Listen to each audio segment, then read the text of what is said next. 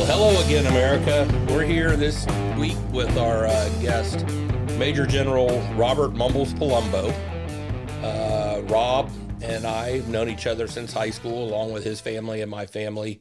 I graduated and went to high school with his brother, Dennis, who's a few years older, and Rob is my younger brother, Brad's age. They graduated together, and Rob's sister and my older brother were classmates as well. So we kind of, although the same age, we did a lot of the same things in high school, and then our paths kind of diverged a little bit, and y'all went into the flying business, and we went into the real estate and business. So, Robert, welcome. Glad you're here on the show. Hope this is a good experience for you and you have some fun. So, thanks for the invitation. I'm absolutely. Really looking forward to doing this. Well, we got some questions. I want to go through them, and then towards the end, I know you're one of the authors of the book, Leadership at 100 feet, and you also were leadership from 30,000 feet. So I want to have a few moments to talk about that and some of the chapters that you talked about on leadership, because that's very important to all of us here. But this is more an opportunity for people to get to know you a little bit, kind of know how you grew up, what you were like, how you got into the Air Force Academy, and just some of your life experiences that got you to where you are today. Great. I'm ready to go. So y'all graduated in 1980 at Winter Haven High School.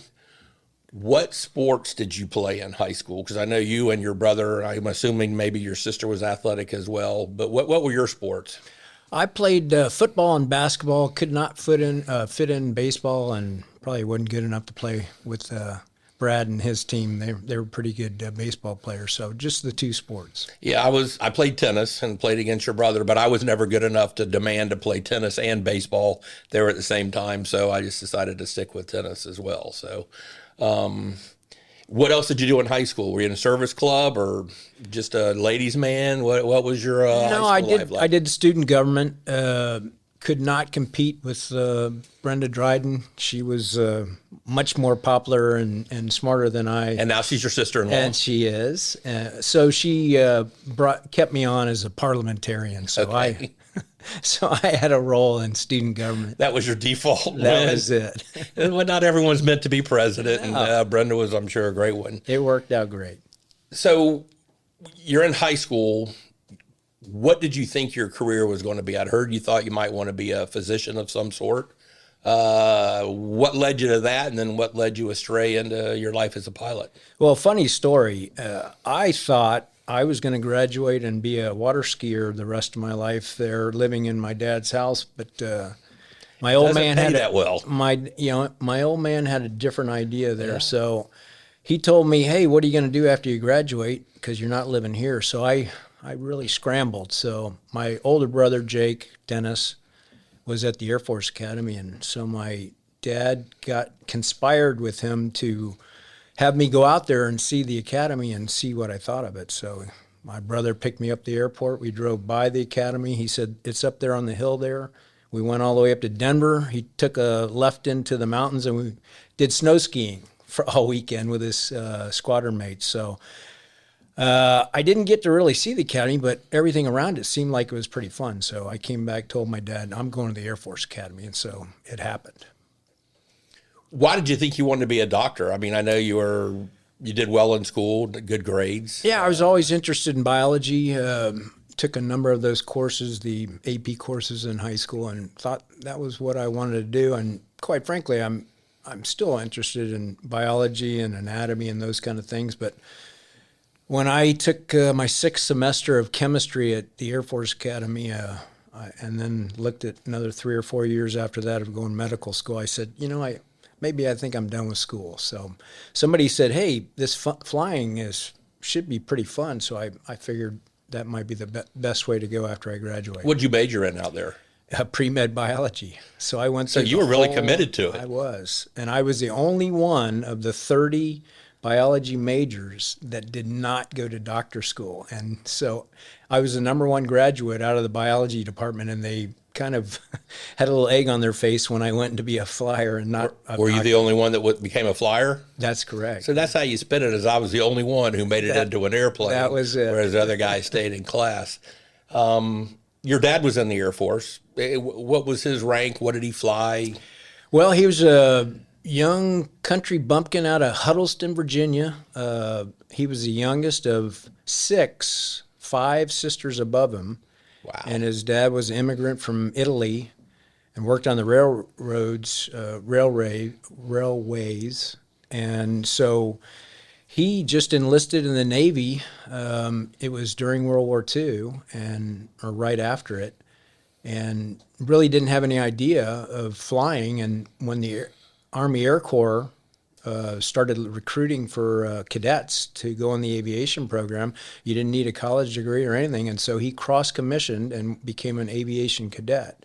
And so they. How old was he back then? About 19, 20. Right out of high school. Absolutely. So he was very fortunate that aviation cadet program lasted probably a decade or so, because we just didn't have enough aviators, especially after World War II and how many pilots were killed during that time frame.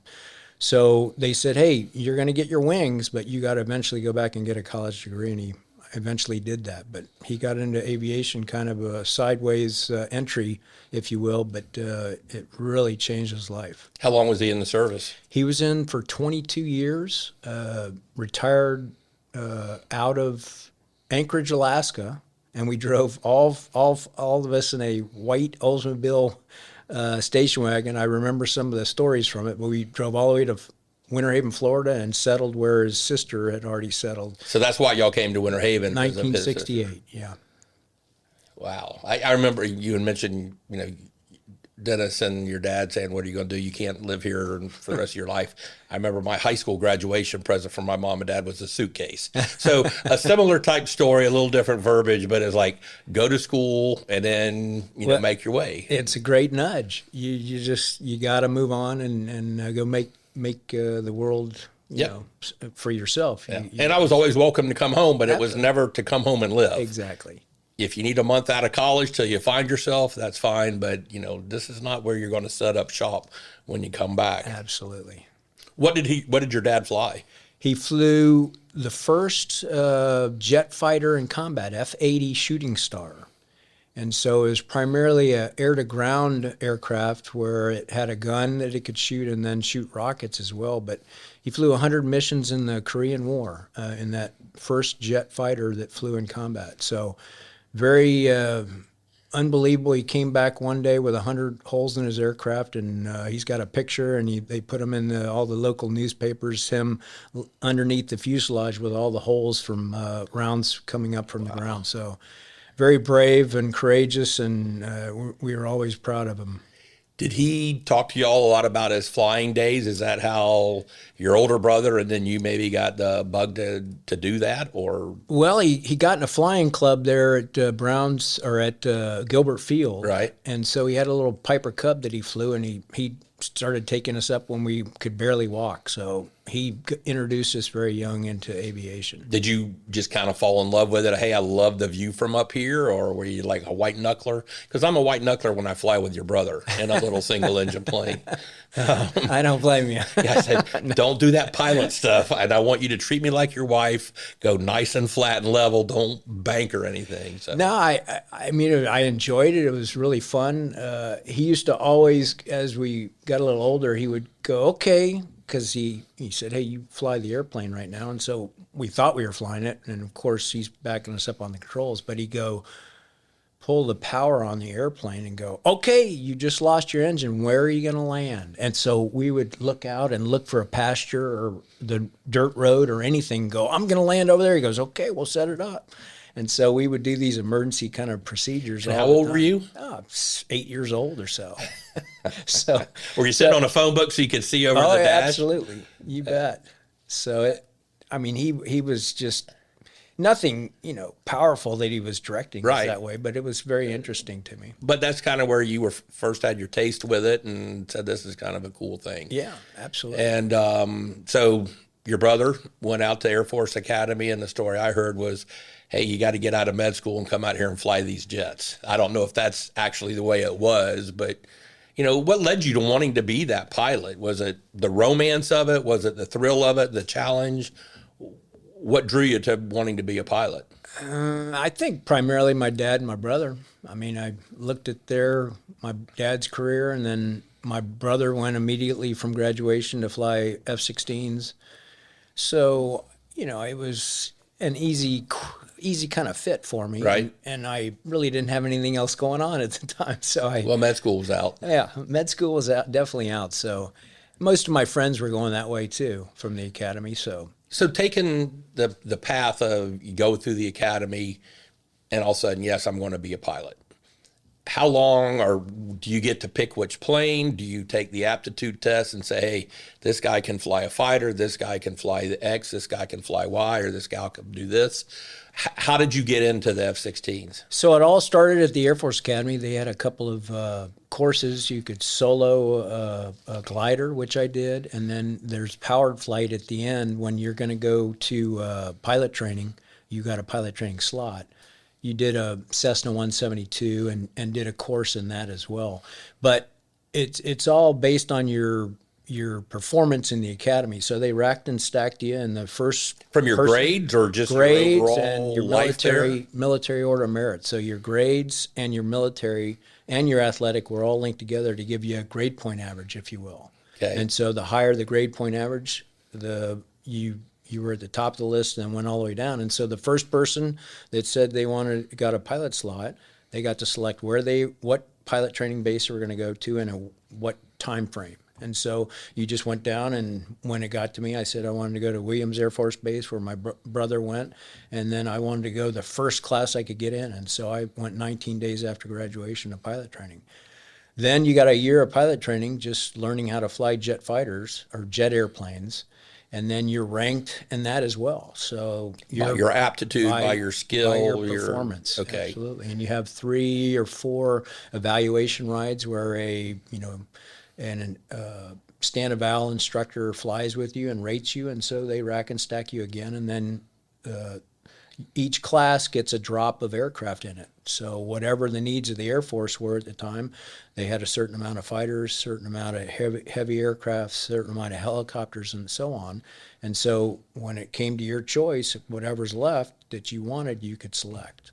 So I was lucky enough. It was just at the end of the Reagan years. So the money from the Reagan years were just now getting into the flow, and we were plussing up in fighter aircraft across the board. And so there was quite a few fighters to be had, and so I got my first choice of an F-16. So your dad and your brother flew fighters. Is that the overwhelming reason why you felt like you wanted to do it, or did you like, hey, I just want to go fast. I don't want to chug around in a I liked fast, heavy. And I liked the fact that it was gonna be all on me, right? One seat, and so that probably fit my personality. My personality, and I've noticed that hanging out with you guys is. Fighter pilots have a different personality than someone who may fly a heavy or whatever. I think a big part of it is attitude, and I don't mean that negative or positive any way, shape, or form, but just y'all seem to be a little more aggressive, and you see the stereotypes on the movies and all that, and that's all movies. But it's not an overt thing, but it's just kind of an approach to life, it seems like. I don't know if that's accurate or not, but that's what I've observed. It is, but you don't know it at the time until you get into it, and then people blossom, Right. And some got into fighter world or a heavy world and really didn't like it, like they thought they were. And so, it's perfect when you get it, and it's really where your potential lies to really perform well. So those are the ones that really take off in those different aircraft. So once you kind of learn to fly a jet, does it take about a year to become, and again, it's all skill level, but does it take approximately a year to become a F-16 or one of the more advanced fighters? To learn how to fly it, or become really proficient? Well, to learn how to fly it, I think the proficiency comes from, just your life's abilities. Yeah, the course was about 6 months long to learn. Once you got out of the pilot training aircraft and went to your assigned aircraft, it took about 6 months to get mission qualified, meaning you could go out into a combat environment and operate. But to get really proficient took quite a few years and hours in the airplane because you needed to see almost the full spectrum. Mine was a multi-role fighter, and so You had air-to-air missions, you had air-to-ground missions, you had search and rescue missions, you had a number of mission qualifications you had to get. And for a young person, it took years to do that. And you had to do them all. You couldn't just be good at one and say, well, all I'm going to be is air-to-air. Correct. You had to be able to be exceptional at all of them. Yeah, multi-role fighter or multi-role aircraft, you got to be qualified in all. And so it took a long time in my airplane. Other airplanes were just air-to-air. An F-15 air superiority airplane was just air-to-air, and they didn't ever go into the air-to-ground regime. So their mission qualification was, a lot less because they only had to be in one domain, if you will. So it took quite a while. And normally it was 1,000 hours is where we thought somebody could lead a mission, be a mission commander in combat situations. And 1,000 hours was probably what you needed. And what I also noticed in looking at you and Jake's resume versus the guys that flew the heavies is your missions were 30, 45 minutes sometimes. Theirs could be 8 or 10 hours. And I'm thinking, why do these guys that fly the big planes have so many more hours? It's because their missions could be 7 to 8 times as long as yours. Now, theirs are probably a little more standardized and yours are a little more, everything's coming at once. Yeah, I think one of the great things, for me was the split-second decision-making. And when you're traveling at those velocities and so many things happen in an hour time frame, you really, you make a whole bunch of bad decisions up front when you're, early on in your career. But the more times you get to see this event and put the good things in your sock, the better off you're going to have a higher percentage of a great decision down the road in a time critical situation. So that's kind of leads me into things that I've written in the book about, how you take, no matter what job or skill set you're in, the criticality of a decision and then debriefing it to make sure that you pick the great things out of that to put in your sock. And that's, one of my chapters is what's in your sock, and that's competence. And that is key to have, this sock fill up with really good decisions and failures. You got to have the failures in there too, because you want those to be minimized as you go further and further and get more mature in your organization or, progression in the ranks. So, but you've got to be honest in those debriefs, and you've got to be accepting of criticism along with praise, because like you said, the more things you put in your sock, the better off you're going to be in the long run for survivability and for competency. And, that's something I've always thought is very important is, we're adults. You got to be able to take some criticism. If you get into politics, you obviously have to take criticism. And let's honestly evaluate each and everything that we do. And if it doesn't work, stop doing it. And if it does work, do more of it. That was kind of my attitude and approach when we were looking at projects and, hey, this is a great contractor. Let's hire them more. We got problems with this one. Maybe they don't get quite as much business. So, and what intrigued me the most about the military side of that debrief is that, all of us carried rank. And so the most senior to the most junior, we would all fly together. But when that door closed on a brief or a debrief, the rank went away. And it wasn't the fact that we were going to be disrespectful, but it allowed us to do objective critique. It wasn't going attacking somebody or anything. It was objective. We had all of the objectives from the mission, and we went through them. And if something did not meet the standard of that objective, then we need to answer for it. And it, could be a colonel or a lieutenant that had to answer for it. Right. So that's what I really liked about it. They were very honest, objective debriefs all the time. And I think that's important in business is just to be honest. And again, if it works, great. If it doesn't, maybe we don't do quite so much of that. And that's how you get a better product on the other end. Todd's podcast is sponsored in part by SVN Saunders Ralston Dantzler Real Estate.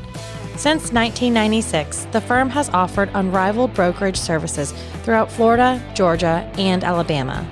With over 90 expert advisors throughout the region, our team has the knowledge and resources to help clients realize their most ambitious real estate investment goals. When you choose SVN Saunders Ralston Dancer Real Estate, you have access to a diverse suite of commercial and land services, including forestry consulting, land management, auctions, property management, commercial leasing, and negotiating conservation easements. If you're seeking to invest in land or explore commercial real estate opportunities in the Southeast, contact us today at svnsaunders.com or call 877-518-5263 to connect with an advisor today. Once again, that's svnsaunders.com or by phone at 877-518-5263. And I think you did about 14 years of active service and then 19 in the reserves. You flew F-16s your whole career. Did you fly anything else? Was that your primary mode of transportation? Yeah, 23 of the 33 years I got to fly, and then once you start progressing, you can only fly again if you're a commander level. Okay. And so when I went to the reserves, I wouldn't be able to command too much because we normally just supported the active duty commander. So my flying diminished at that point. But F-16 was primarily what I flew for those 23 years. So I got quite a few hours in it and was really felt comfortable in that aircraft. So after your military, you flew for American? Yeah, when I went in the reserves, there was two reasons for it. We finally got pregnant after 8 years of trying, so we had a young son coming, and my wife wanted a really stable environment, so we decided we'd step over in the reserves where I could have a home plate, if you will, yeah, and I could do other things, but my wife and children would be able to grow up in a stable, environment, go to the same school system their whole time. We didn't really want to be moving around every 2 or 3 years like active duty would have me. And then it gave me the opportunity to go out and do a commercial job of flying American Airlines. So I did half the month in the military and half the month flying American Airlines. So then that leads me, before when you were flying F-16, it was all about you. And then all of a sudden you get into these big airlines with hundreds of people on board, crews, staff, everything. How did you transition from 600 or 700 miles an hour to not lumbering through the skies, but not being a fighter pilot? I was lost, quite frankly. When we talk is that about what happens with a lot of fighter pilots when they go into the airline business? It's a transition time, and some of y'all transition quicker than others? Yeah, we call it crew coordination, and that's when you have a cockpit with multiple people in it. We only had one seat, so I coordinated with my wingmen who were in another cockpit, right, and we debriefed and briefed, but we didn't, I didn't have to ask questions or ask permission to hit this switch or whatever. And now I was thrown into that environment. And so it took quite a while, and I don't think I ever really got good at it because I really wanted to do everything. And so, I got my hand slapped a couple of times trying to touch something up here. Right. And it wasn't my leg. We switch legs in the airline. So when the captain flies or I fly, the whole flight, take off all the way through to landing. So yeah, that was a little difficult, but I think it was good for me because I needed that. I needed to interact more with my fellow colleagues, and so it was helpful for me to later in life to start maturing, to be able to have relationships right, while I'm working like that. I would think that all of a sudden to be from the man to the man every other time and part of a team, it would take a little time, but obviously you're competent. Most of the pilots are out there competent. They can do it. Probably some transition a little easier than others, but it is a different environment. It's not just like going from singles to doubles in tennis, but there's someone else to be responsible to and for and with. So I think, one of my questions is going to be is what was the most fun plane you ever flew? But it sounds like the F-16 was got to be it. That was it. The most difficult was the U-2, which my brother flew. He got me a ride in that, and it was the most difficult airplane I've ever flown in my life. I mean, coming down final with any kind of crosswind with this big array of wing and then huge tail, and then it has the fuselage, or the wheels are under the fuselage. There's nothing under the wing. Right. And so coming down and trying to put this thing down with, flying only at about 80 knots, which is, But you're under power. You're not under power, but not much. It's pretty much a glider. Yeah. And so to get that airplane down, you had to have a car driving next to you to tell you, hey, you're 10 feet, you're 8 feet, you're 6 feet. And all the while, you got to keep this fuselage straight with a crosswind. And so it was like fighting an elephant down final. So my hat's off to those guys. They flew 12-hour combat missions in a spacesuit and came back and landed in those conditions, mostly at night, with a crosswind or poor weather, and my hat's off to those folks. They just had nerves of steel. They really did. So one flight was enough of that? That was enough. I didn't need any more. You've flown and you've been all over the world. Where was your favorite place to live or be? It sounds like when you got pregnant, you kind of settled in South Florida. It was kind of where the home base was, because that's where Claudia is from, I think. And but when you were out all over, I know you spent some time in Korea. Yeah, first assignment was to Korea. I was a single person at the time. It gave me every bit of my time that I could focus on getting, ready to fly that aircraft the best way I could. So that 1 year time there was incredible. I mean, I think it was a foundation of set my whole career on the right path, because I got to know how to fly that airplane very quickly. Got to fly from there into the Philippines on a number of times, and that was pretty cool going down to the Philippines. So that was neat. I think the best flying I did, though, was in Las Vegas. I was in the test unit out there, and so everything new that came on the aircraft, they would put it on there. We'd read a manual that was still R&D type of manual, and we would go out and test it. And then if we saw things that needed to be done, we could get the engineer to correct it, and we'd get to test it the next week or whatever. But then we got to write the tactics manuals for it. So it was very rewarding, very interesting. And so I'd still be out there if they had not, taken me out of that assignment. But I got to stay there about 6 years to do that. So that was probably the funnest flying I got to do. Good. And you write blogs with Two Blue Aces, and I think a couple of them you were talking about your engine went out. Tell us a little bit about that. Well, I had a aircraft that kind of gave me a little trouble over my career. The first time I was out flying with this aircraft, a 1/4-inch plug popped out of the fuel line, and so my buddy said, "Hey, is there something coming out of your airplane?" And I said, "Well, what color is it?" And he says, "White." I said, well, "Okay, that's not oil." And I look at my gas gauge, and it's going down pretty quickly, and I'm about 60 miles from home plate to land. So I got a little nervous, climbed up, and I was able to manage to get to an altitude where I could glide in, because it did flame out. So that really caught my attention. I landed safely, and got out and kissed the ground, and didn't think too much about it. After that, 3 weeks later, I'm flying cross country. They let you go do different instrument proficiency rides, and I was taking the airplane across the country from Las Vegas all the way to Florida, and I had landed in Navy New Orleans, got a full tank of gas so I could go over the Gulf to land in Miami. And when I took off, the whole back end of the airplane caught on fire. And so I was a Roman candle. That could be a problem. Yeah. All my guys behind me were going, "You're on fire." And I go, "Yeah, I know I'm on fire, but I can't get the fire out." So it took what seemed to be forever. But the fire got out. I went back and landed the same place I took off.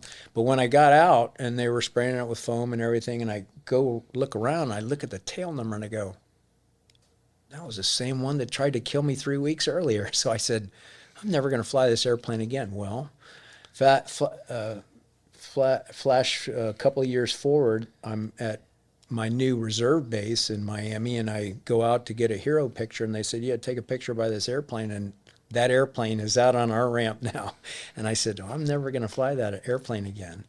Finally, after a year or two, they said, hey, you're going to have to fly the airplane or you're just not going to fly today. And I said, so I went out to that airplane, and me and that airplane had a little conversation. I said, if you mess with me again, I'm going to put you in 3,000 feet of water in the Strait of Florida. Never had any more problem.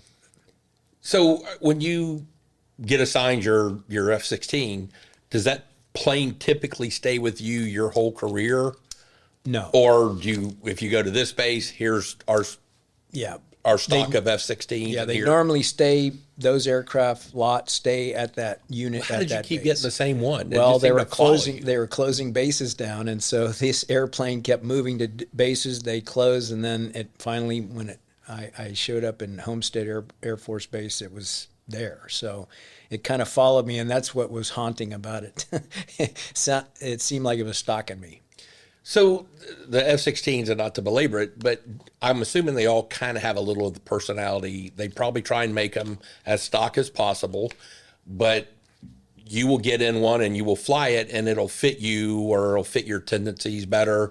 And then you go to another place. And how long does it kind of take to get adjusted to a new plane and all the idiosyncrasies of that plane? Well, you have a bird book, if you will, and it lists all the tail numbers and all the discrepancies. And so you can start getting a feel for this one has a really weak radar, so I don't want to fly that one if I'm going on an air-to-air ride because I won't be able to see my adversary.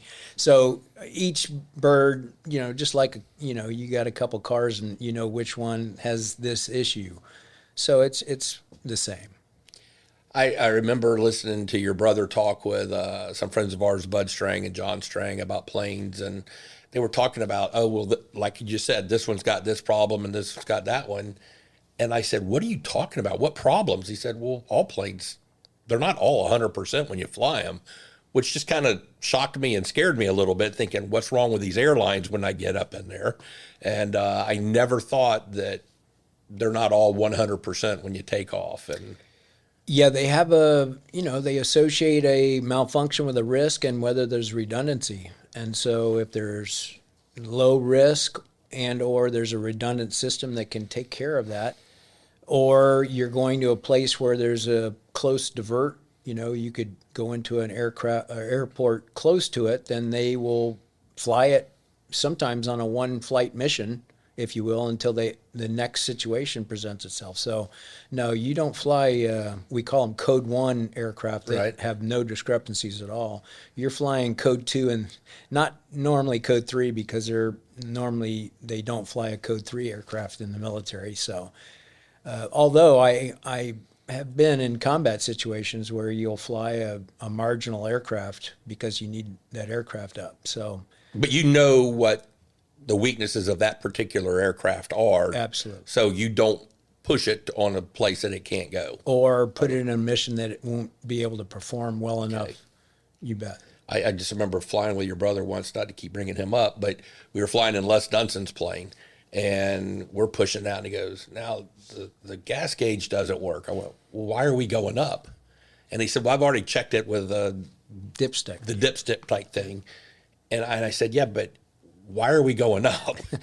And he said, we're fine. And we flew around and we landed at Winter Haven. We were going to have lunch. The restaurant was closed. And I said, well, I'll buy gas. I didn't know how much airplane fuel costs. And he said, I'll let you. And I think he put an extra 10 gallons in because I was buying it. And that was what hit me, is like, how do you not have everything working? So apparently you guys make the allowance for that, and you know what tolerances your plane can handle and what they can't, and you don't push it beyond that. You're retired. You kind of all the way retired after COVID, not because of maybe or whatever, but what do you do with yourself? What does Claudia do with you and say, Robert, get out of the house? Well, I retired from the Air Force job and the airline job, but I really haven't figured out retirement because I have 4 new jobs now. So I don't think I'm considered retired just yet. But I'm pretty busy, and Do a lot of consulting. I work with my brother's Two Blue Aces consulting company. And then we have a Florida state grant. We on our second tranche of grant money to put together a Florida Advanced Training Range, which is, in general terms, trying to improve our ranges across the peninsula from Gulf to Atlantic and over the land of Florida. If you look at Florida and put the southeast part of our country over mainland China, it's a perfect fit. Not only in airland sea, littoral areas and those kind of things, but in latitude. I mean, Taipei, Taiwan is the same latitude as Miami. So all the meteorological conditions, climate, water density, temperatures are all very much like what we may fight in a South China Sea scenario. So we have talked to many key leaders and said, we think this, because of the ability to go 500 miles on either side of the peninsula, is what we need to, train against a tyranny of distances, which is the South China Sea. I mean, we're talking about 500,000 miles you need to practice that scenario. So we've got the Florida Defense Support Task Force to provide us funding to do a concept development for this. So that's taken up a lot of Jake and my time. And then I'm also a volunteer with the 22 project. We do bring in veterans with traumatic brain injury for hyperbaric oxygen therapy. And so that's been very rewarding to give back and try and take care of, there's estimated over 300,000 veterans from the Southwest Asia conflict that have mild traumatic brain injuries from concussions, IEDs, and a number of other things. So we're trying to do that, help one individual at a time, and I think we're a little over 400 now brought in for that. So that's really rewarding. And then the last one, I'm doing simulator testing for Lockheed Martin up in Orlando on new F-16s they're selling to foreign countries. So I'm kind of not up in the air when my F-16. I'm nice air-conditioned room with no G-forces, but I'm able to at least, fly my sports car that I miss so much. You mentioned the 22 project, and I spoke to Alex Cruz the other day, who's kind of heading this thing up, kind of his wife's baby. You're a big part of it. They've got a great board of directors down there. They're always raising money. You brought Alex up to a barbecue we had last year or the year before, I think, and got a lot of our buddies from Winter Haven excited about it. We had a fundraiser, raised some money, did some good work there, but it exposed a lot of us as to the needs of our soldiers that, you may not see a physical injury, but there's something that's just not quite right. And I applaud you for doing that, for one. But if someone wants, I've invited Alex to come on and be part of the podcast, and we're going to try and figure it out the next few weeks. If someone wants to help, what do you guys need? Is it just money? Is there anything else people can do to help the 22 project, run everything through Alex? What do you suggest? Well, the simplest is go to the website and you can donate. It's a charitable cause, so you're able to get some tax benefit from that. That's the easiest. If you're more inclined, going to your writing a letter or calling your congressman is also another thing to try and get this hyperbaric oxygen therapy approved on the VA list. It's not currently approved. They have other ways they want to deal with TBI, traumatic brain injury, and it's primarily through drug use. We're not proponents of that. We think that this non-invasive, very natural thing of just oxygen under pressure is much better, we think, for the veteran than putting them on another list of drugs to see if that helps their situation. Quite frankly, I've been with the 22 project for almost 3 years now, and I haven't seen one failure from a person coming in and getting 40 chamber rides of sleeping better, of less headaches, less confusion, able to, function in the family better. Absolutely. Relationships, all of those things have improved. And we find when we stay connected with them that it's lasting. If they don't, go and do something that degrades that situation. So, for my money, that is much better course, I think, for a veteran or anybody to try and stay away from, drugs or other invasive types of things and try that first. So the VA doesn't, at the federal level, allow put that on their list as a viable alternative. But there are states out there that have gotten this through their state legislatures, and they get funding to have that done for their veterans. So is Florida one of those states? Not yet. And that's what we're still trying to work on with a number of representatives that are veterans in our state. And so we're trying to do that. So that's the other way.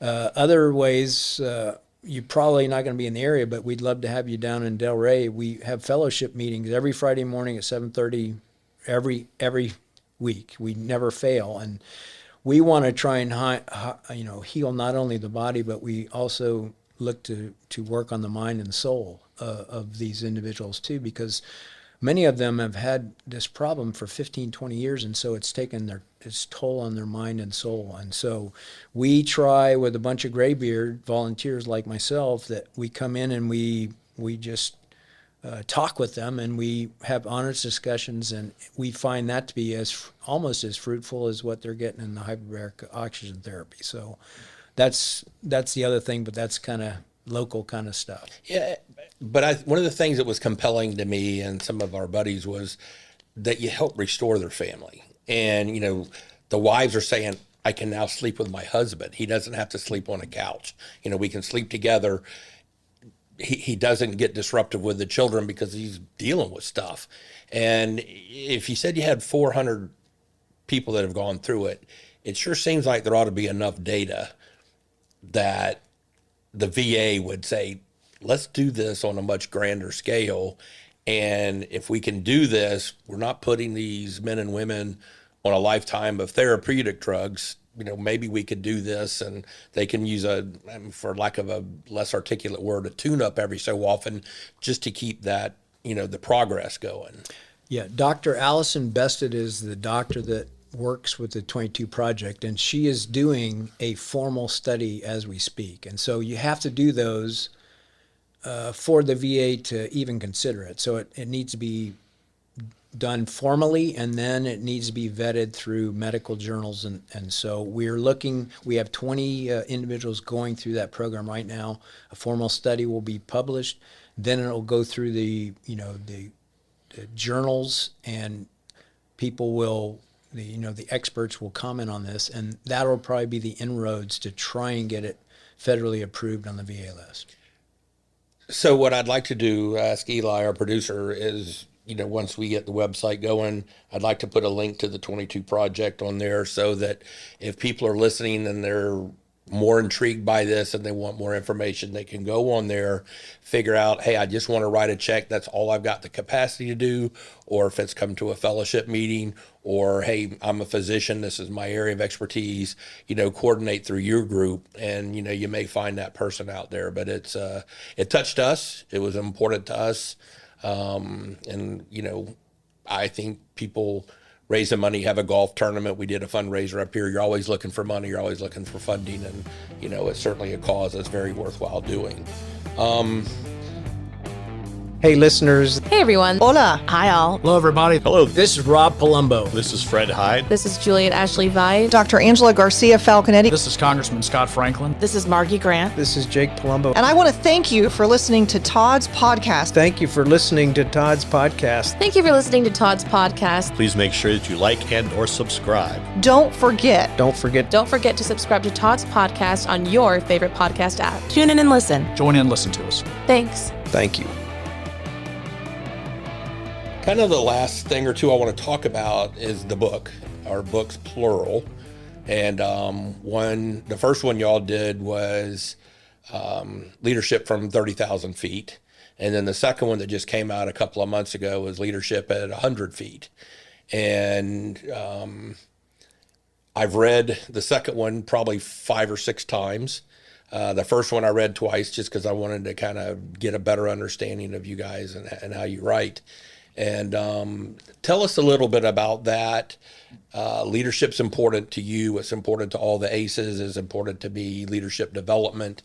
Tell us some, maybe about a chapter or two that meant something to you, and let's expound on that a little bit.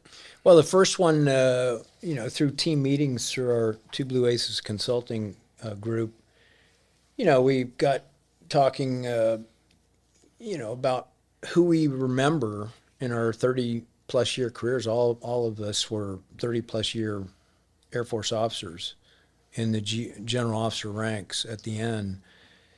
And so we would kind of compare notes of, we knew most of it gets really small at that level. And so you would go through names of this guy, this gal, and what good, what bad, and those kind of things. And so we said, hey, maybe we ought to write a book and kind of, bring this into general terms, if you will, that anybody, any group, organization, team could take a look at and go, yeah, we see that. And how do you get to that? How do you get that leader, that preeminent leader that goes through the ranks and gets there?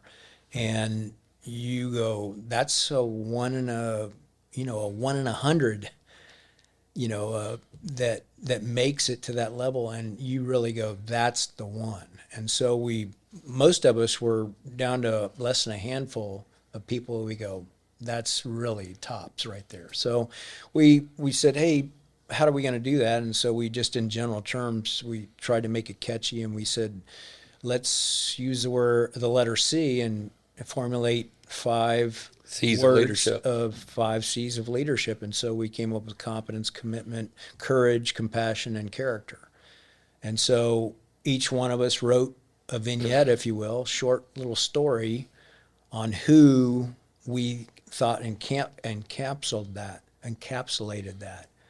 And so my first one was on competence, and I really, I go round and round with people on which one is the most important. I think I group 4 of them: competence, commitment, compassion, and courage, all in this bin. But character at the end is the one that separates, because you can have a couple of these taken care of and be a fairly decent leader, but the one that really rises to the top is the one that puts all this together and has that fiber of character. And character is a hard one to grasp. But the competence one, I went to my first wing commander at Korea.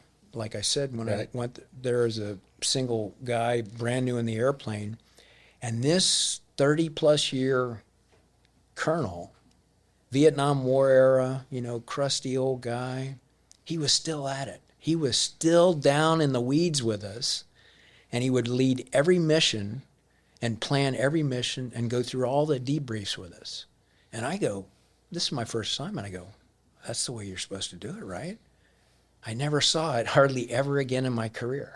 The first guy I saw was the best ever. But it stuck with you. Oh my gosh. I said, and those principles stuck with you. I got to be competent. Right. And the only way to be competent is you've got to be in it every day.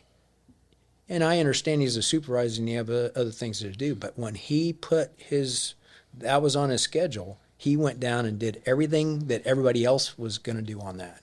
And I never saw it again hardly in my career. So that was one of them. And that's what's in your sock. This guy's sock was as big as this room, with all the experiences that he's put in there and debriefed them and got the lessons. And so that was huge for me. The other big one was commitment. And commitment in the fighter world was everybody was committed to the mission, but each one of us had parts of the mission that we were primarily responsible for. And we delineated those very specifically in the briefing for the mission. And so when you came back and you fell short in your area, that's where the debrief really happened of, right. Hey, you let us down here, let the whole team down here. And so that title of that is Near Rocks, Far Rocks, because we would fly at low altitude fast. Everybody was responsible for not hitting the ground, but there were people, the lead of this had far reaching, the far rocks to get us around threats and into the target area. And so that job as a wingman wasn't mine. I was supposed to keep sight of him, check 6, and avoid the near rocks. So, well, that was one of my favorite chapters that you did, and hearing you tell the story in person when you've spoken to some groups, I've always liked that story because it can relate to any business that you're in, whether it's a real estate business or a politics business, or if you got a law firm or your church or your insurance company. Is you've got to have someone looking out while you got other people who are looking 5 feet in front of you, and everybody's got to pull together the team. That was always one of my favorite anecdotes, the wrong word, or favorite stories, chapters that you would talk about. So I enjoyed that. Yeah, it's been the most important thing in my personal and professional life. I mean, I get up every morning and kind of do a near rocks, far rocks for myself, although I have teammates, my wife and other folks that are involved with me that I try and, it's a management tool. Right. But it should be, it's so easy to relate to. It is. And that's what I like is you guys live in a different world, and, it dumbs it down into my world that, yes, this makes sense, and it can make sense in any organization that you're a part of. The other one I want to ask you about is seed corn. And can you tell us a little bit about the seed corn? Because I think that's so important in any organization, as well as who's coming up behind you. What are you planting today to harvest somewhere down in the future? Well, my first part of it is that a lot of people feel apprehensive about trying to grow new seed corn in the organization because it's you're replacing you're going to replace me, right?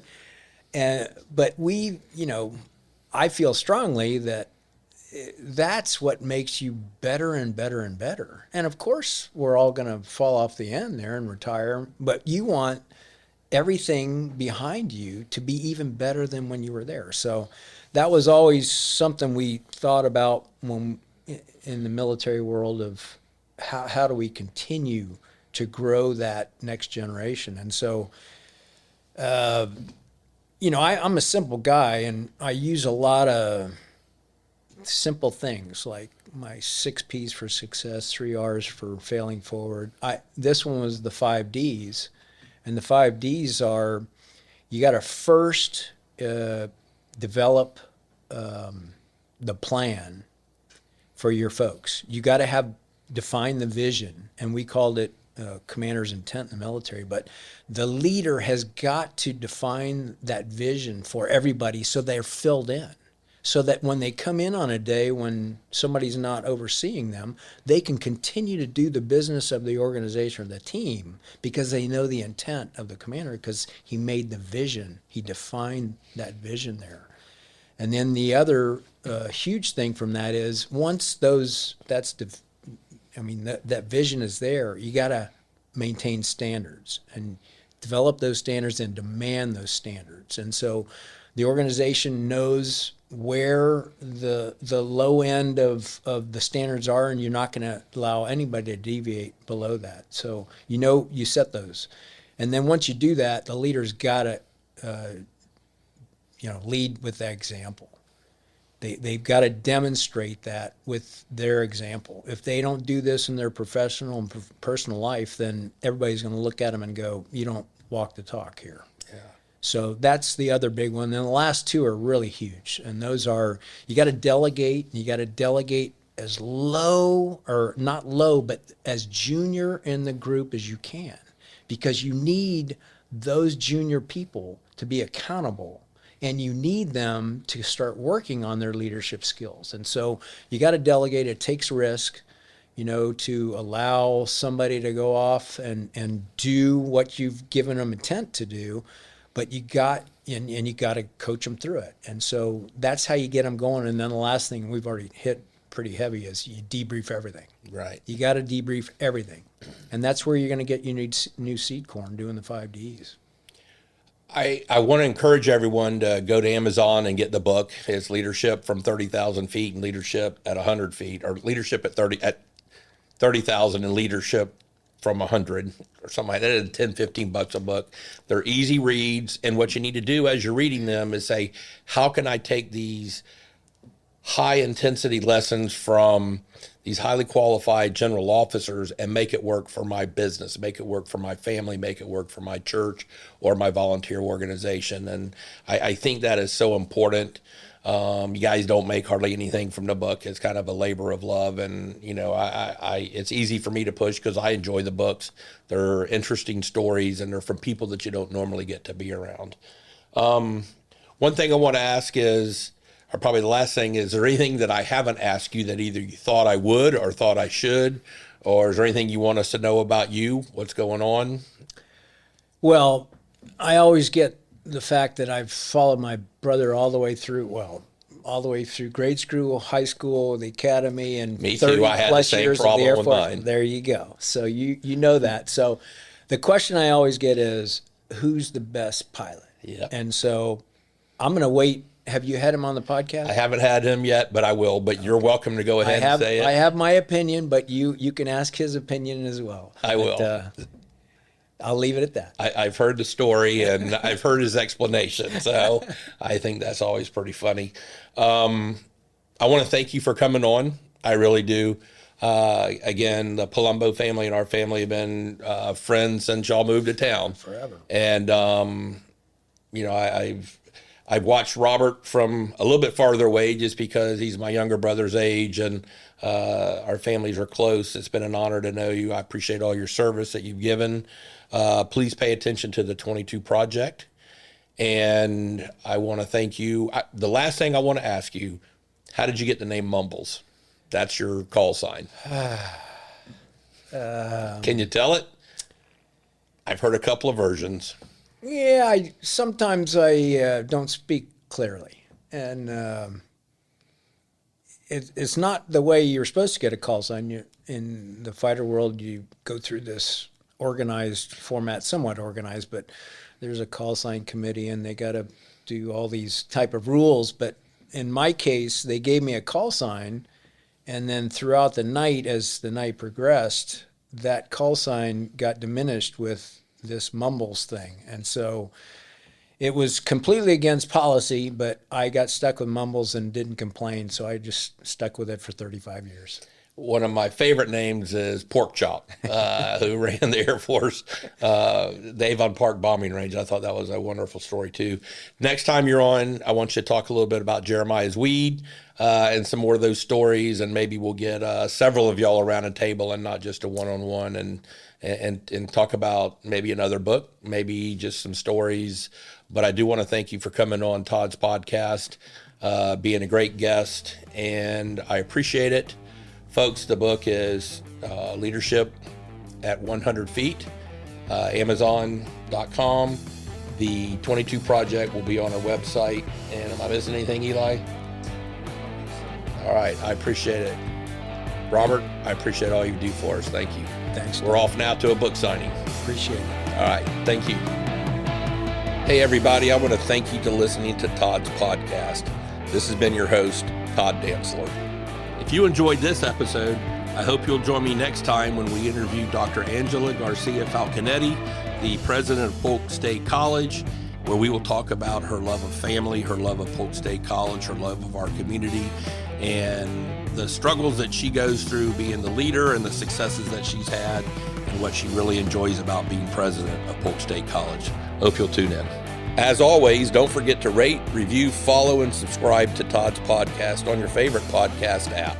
If you have any questions for me or any suggestions for future guests, please call or text our number at 863-288-0944 or visit todddantzler.com. Again, that's 863-288-0944 or visit my website, todddantzler.com.